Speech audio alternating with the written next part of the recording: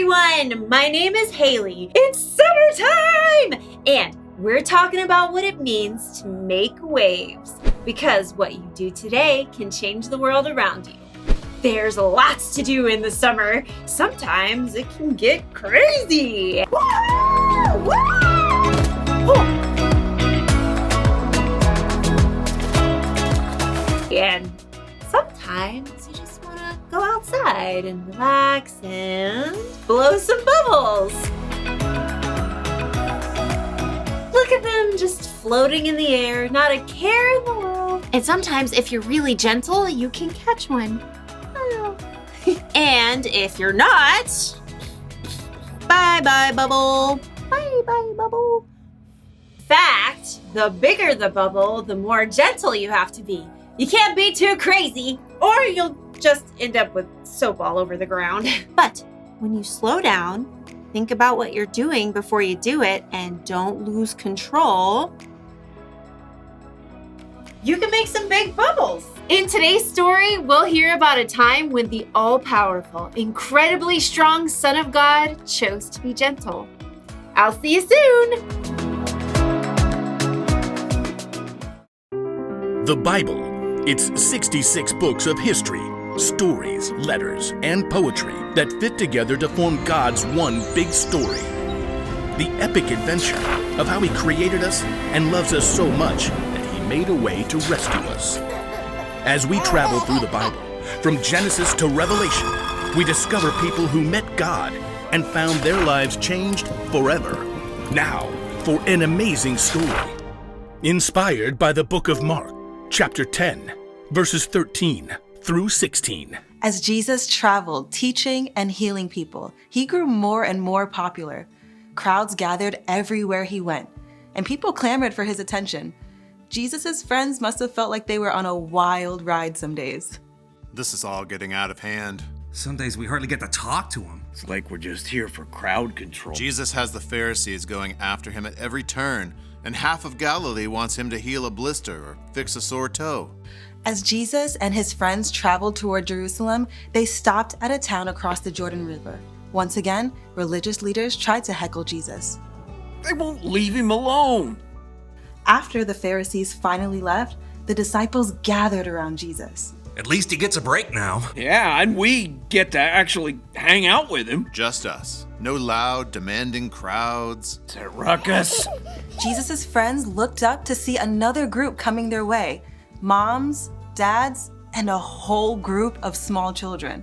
You gotta be kidding me. We're not running a babysitting service. They probably want Jesus to bless their kids. He's been busy all day with leaders and people with real needs. He doesn't have time for a bunch of snotty toddlers. Many families must have had the same idea because they all made their way towards Jesus. Some kids ran around shrieking while others held tightly to their parents and watched with big eyes. Please, could Jesus bless my little girl? And my boys, if He could just lay His hands on them. I brought my little granddaughter. Hold it. Jesus can't see you right now. He's tired. Not to be harsh, but he's got bigger fish to fry. You know who you're asking to talk with? I saw Jesus face down the wind and waves. He can heal sickness and turn one meal into a feast for 5,000. And you want Him to waste His time singing Itsy Bitsy Spider. When you put it like that. Jesus heard the commotion. He quickly came forward to see for himself. Sorry. These people want you to bless their kids. Yeah, they're about to turn this place into a circus. Don't worry, we'll get them out of here. Stop. What? Let the little children come to me. For reals? Don't keep them. God's kingdom belongs to people like them. Okay. Change of plan.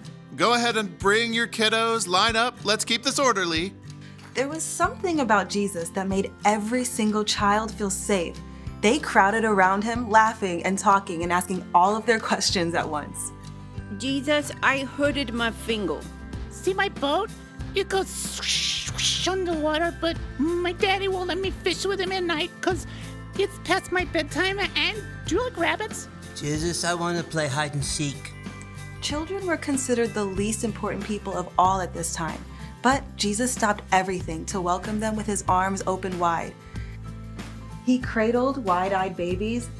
He scooped up wiggling toddlers to sit on his lap. Jesus may have even played hide and seek with a few rambunctious 3-year-olds. I think he's actually enjoying this. He's really good with them. It's been way longer than he spent talking to the Pharisees. Jesus, who could command a wild storm to stop with the power of his voice, chose to gently rock a fussy baby. He blessed a 4-year-old as she told her epic story, and he may have even healed a few skinned knees. After a time, Jesus looked up to smile at his friends and the grown-ups who watched. What I'm about to tell you is true. Anyone who will not receive God's kingdom like a little child will never enter it. Us? Like kids? Jesus was not just showing the crowd that children were important. He was actually telling them that they needed to come to him just like those kids, full of imagination and ready for adventure, and with complete trust that all of their needs would be met. Looks like those kids need a couple more people for tag. I'm in. Why not? Jesus made it clear to his followers that every single child is valuable to God, and that God can give you the strength to be gentle.